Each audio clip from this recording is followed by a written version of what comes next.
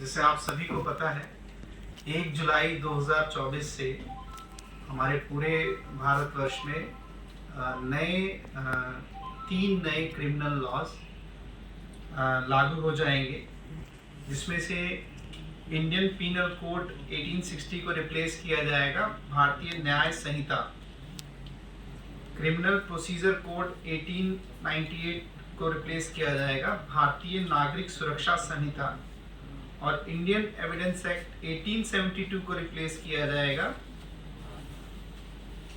भारतीय साक्ष्य अधिनियम के।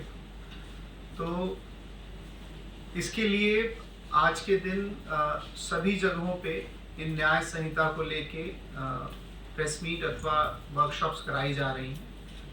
मैं कुछ इम्पोर्टेंट पहलुओं पे इस प्रेस मीट में आपको जानकारी दूंगा। आप सभी देख सकते हैं कि ये ज़्यादातर जो कानून है वो आज से लगभग 120 से 160 साल पुराने हैं, और हमारे ऑनरेबल प्राइम मिनिस्टर सर ने जब उन्होंने कार्यभार संभाला था तो बोला था कि जितने भी कानून जो हमारे एक कॉलोनियल माइंडसेट को दर्शाते हैं उनको चेंज किया जाएगा, और उसी जो उनका जो प्रण था या उनका जो इनिशिएटिव था उसी के अंतर्गत इन कानूनों के अंदर भी परिवर्तन किया गया है। और ये तीनों कानून जो नागरिक के अनुसार बनाए गए हैं, उसको सेंटर में रख के बनाए गए हैं, इनका आज से इम्प्लीमेंटेशन होगा। कुछ चीज़ें इसमें बहुत इम्पॉर्टेंट है, जैसे आपको हमने बताया कि इनकी ज़रूरत क्यों थी। इनकी ज़रूरत का सबसे इम्पॉर्टेंट रीज़न था कि जो हमारे पहले के कानून थे वो नए जो ऑफेंसेस हो रहे हैं उनके अनुसार नहीं बनाए गए थे, तो उसकी वजह से कन्विक्शन रेट में अथवा इन्वेस्टिगेशन में कई बार हमारे एग्जीक्यूटिव जो हमारे एजेंसीज हैं, जैसे पुलिस है अथवा प्रोसिक्यूशन एजेंसीज हैं, जैसे जुडिशरी सिस्टम है, इनको डिसीजन लेने में या इन्वेस्टिगेशन करने में कुछ दिक्कतों का सामना करना पड़ता था।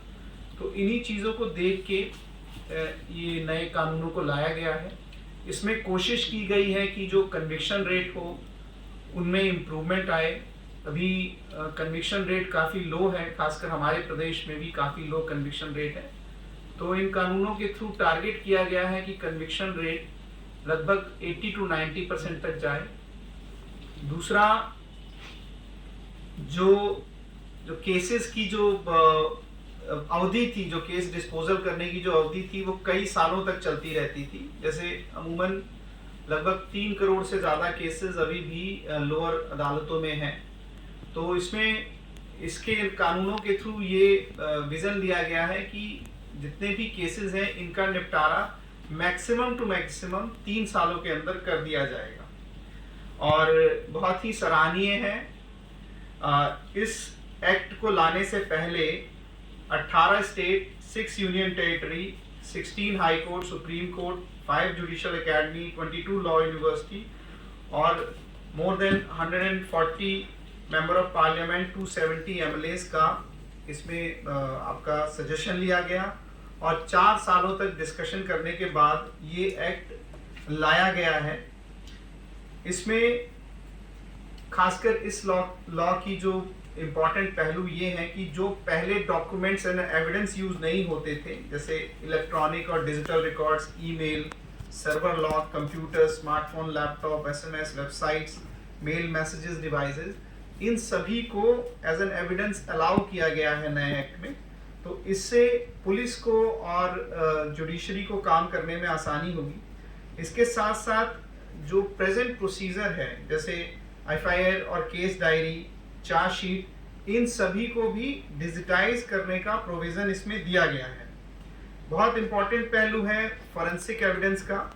तो उन सभी ऑफेंसेस जिनमें 7 साल से ज़्यादा की सज़ा हो सकती है, उनको कंपल्सरी फॉरेंसिक एविडेंस कलेक्ट करने का प्रोविजन इसमें किया गया है। और सर्च एंड सीजर्स में जितने भी सर्च एंड सीजर्स हमारे ऑफिसर्स के थ्रू किए जाएंगे, एग्जीक्यूटिव के थ्रू किए जाएंगे, उन सभी सर्च एंड सीजर्स में वीडियोग्राफी का प्रोविजंस किया गया है। कैसे ना इसके ऊपर अगर आप लोग ज़्यादातर अवेयरनेस करेंगे तो इससे मतलब ये नया कानून आया है ये बहुत ही सुचारू रूप से और बहुत ही स्ट्रिक्ट एडहेरेंस ऑफ लॉ के हिसाब से चलेगा।